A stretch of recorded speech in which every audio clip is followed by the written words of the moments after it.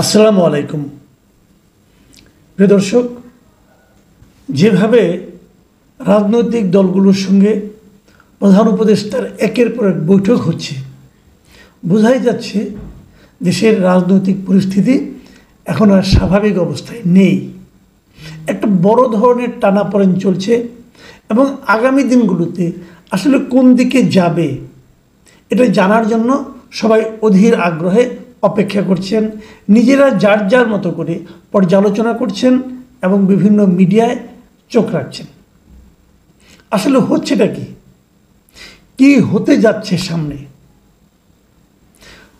প্রথম দিন মানে গতকালকে আমরা দেখলাম ডক্টর ইউনূসের সঙ্গে তিনটা প্রধান রাজনৈতিক দল দেখা করেছেন, বিএনপি, জামাতে ইসলাম এবং এনসিপি। এনসিপি হয়তো অনেকের কাছে ছোট দল, কিন্তু সরকারের কাছে তারা একটা বড় দল। তারা বড় বড় দাবি করে, তিনজন উপদেষ্টার বিদায় চায়, তাকে বের করে দিতে হবে এটা বলে, নির্বাচন কমিশনকে বাতিল করতে হবে এটা বলে, মানে তাদের দাবিগুলো অনেক বড় বড়।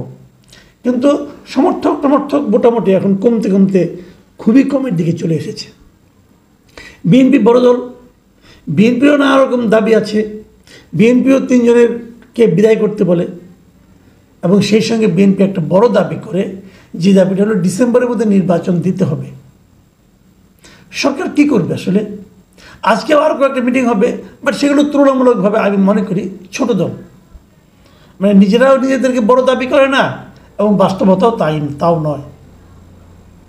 তো আমি যদি প্রথম দিনের আলোচনাগুলি বলি, যে এই আলোচনাগুলি থেকে আমরা কী বুঝতে পারলাম।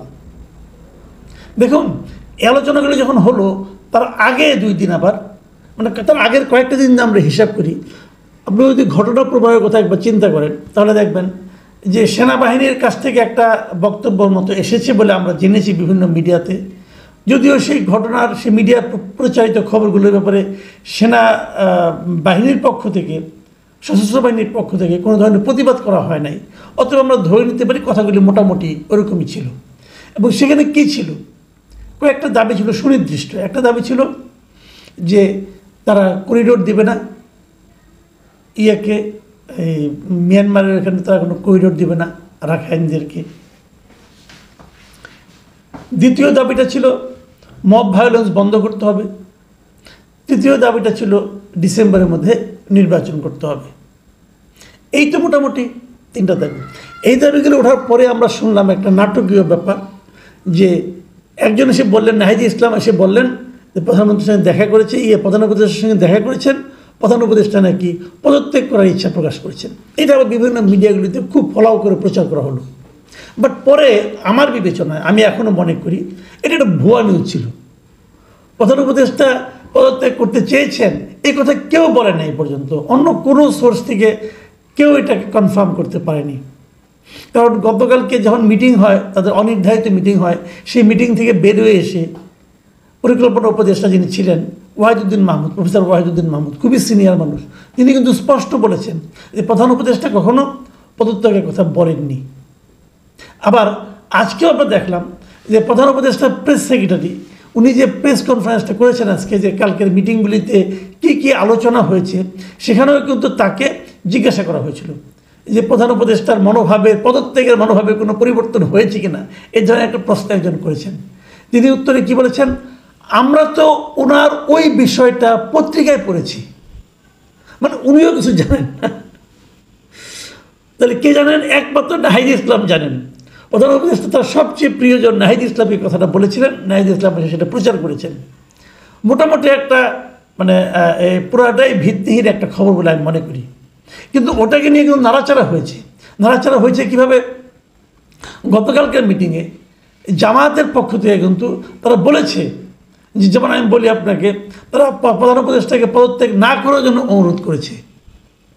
আচ্ছা, যে পদত্যাগ করতেই চান নাই সেটা আবার না করার জন্য অনুরোধ করতে হয় কেন? মানে ওনারাও শোনা কথা প্রতিক্রিয়া ব্যক্ত করেছে। তো এগুলো আসলে এক ধরনের জামাতের যে অবস্থানটা অনেকটা এরকমই।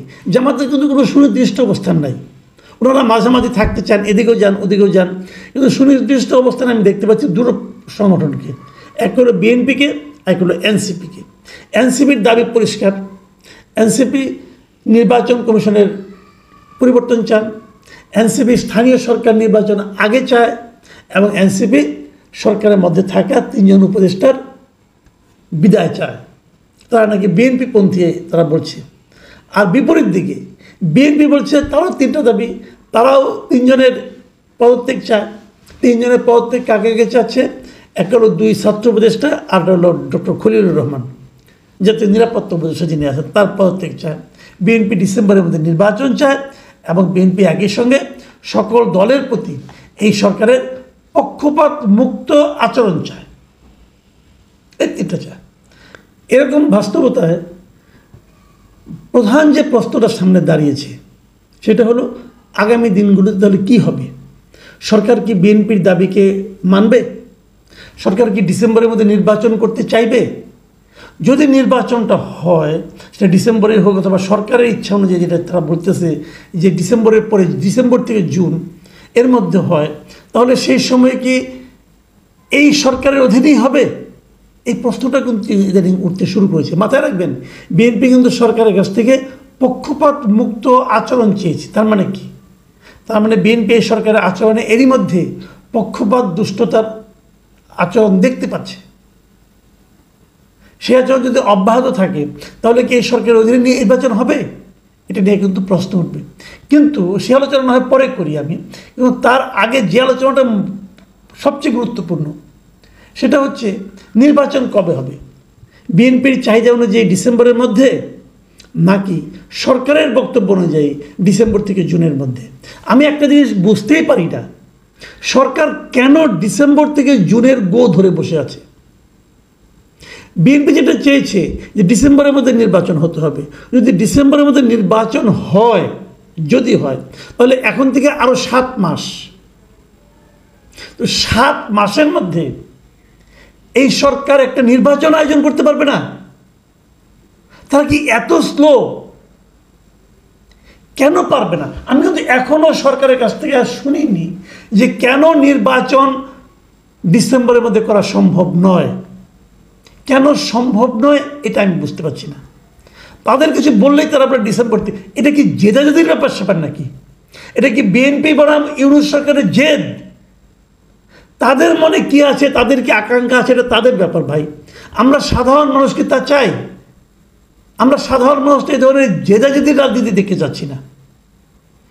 আমরা তো মনে করি নির্বাচন দ্রুত হতে হবে। দ্রুত এই কারণে হতে হবে, প্রথমত এই সরকার আহামরি এমন কোনো অসাধারণভাবে দেশ চালাচ্ছে না যে আমরা অনন্তকাল অপেক্ষা করতে পারবো আনন্দ সহকারে। পারবো না আমরা অপেক্ষা করতে। অনেকে বলছেন যে বিএনপি ক্ষমতায় আসলে আবার সে আগের ঘটনায় ঘটবে। যে বিএনপি ক্ষমতায় না আসতে যা ঘটছি, এটাকে আমরা খুব এনজয় করছি। কে আসবে না আসবে আগে আপনি ধরছেন কেন? আগে কেন বলছেন যে বিএনপি ক্ষমতা আসবে? যদি বিএনপি খারাপ হয় তো আপনারা যারা ভালো আছেন তারা ইলেকশনে আসবেন, আপনারা জিতবেন। এনসিপিতে এটা খুব ভালো দল। এনসিপির সঙ্গে ডক্টর ইউনূসের মতামত চিন্তার অসম্ভব মিল। তো ডক্টর ইউনূস এনসিপিকে সাপোর্ট দিলেই পারেন, দিয়ে রাজনীতিতে এসে পারেন, ইলেকশন করেন, জনগণ আপনাকে হুমড়ি খেয়ে ভোট দিবে, অসুবিধাটা কি? কিন্তু কেন গো ধরেছেন এই নির্বাচন জুনের মধ্যে হতে হবে, এপ্রিলে হতে হবে, মার্চে হতে হবে? কেন?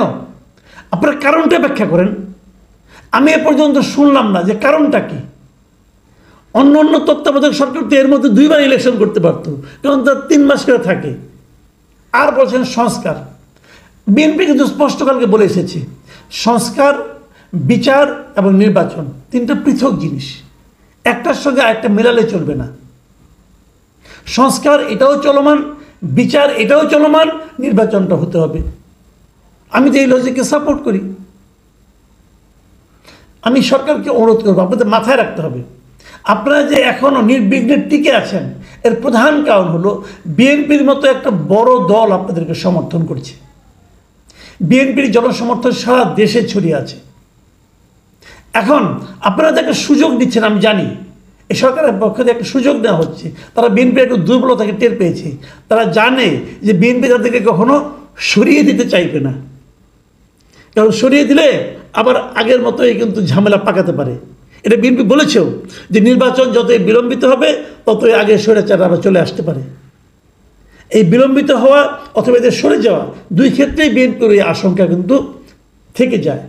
তো এই সুযোগটা যদি আপনারা নেন তাহলে কিন্তু সেটা আলটিমেটলি ভালো ফল নিয়ে আসবে না। ভালো ফল নিয়ে আসবে না এই কারণে, বিএনপি যখনই আপনাদের উপর থেকে সমর্থনটা তুলে নেবে, মনে করবেন আপনাদেরকে কেউ গুরুত্ব দিবে না। সারা দুনিয়াতে এরই মধ্যে কিন্তু আপনারা সমালোচিত হতে শুরু করেছেন। সেই সমালোচনা প্রধানত হচ্ছে সেটা হলো আপনারা এমন একটা রাজনৈতিক ব্যবস্থা কায়েম করেছেন যার মাধ্যমে সাধারণ মানুষের ভোটের চয়েসটা কমে গেছে। মানে তারা কালকে আমি যেটা পড়লাম নিউ ইয়র্ক টাইমসে, তারা কিন্তু আলটিমেটলি ওই কথাটাই বলতে চেয়েছে যে আপনারা যে আওয়ামী লীগকে নিষিদ্ধ করেছেন এটা কিন্তু সারা দুনিয়ার মানে গণতান্ত্রিক দেশগুলো ভালোভাবে নেয়নি। আপনারা কতদিন এভাবে টিকে থাকতে পারবেন এটা আমি জানি না। আমি চাইব সকল মহলের সৌভদ্রী উদয় হোক। আপনারা ডিসেম্বর থেকে জুন এই টাগ অফ ওয়ারে থাকেন না।